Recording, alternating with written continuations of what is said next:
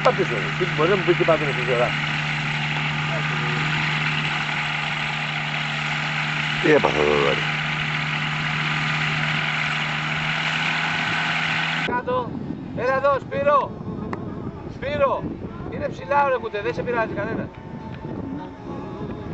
Δεν το νοείς και σου περνάει από το βοράβιο ο ίσκιος. Και σε χτυγέ.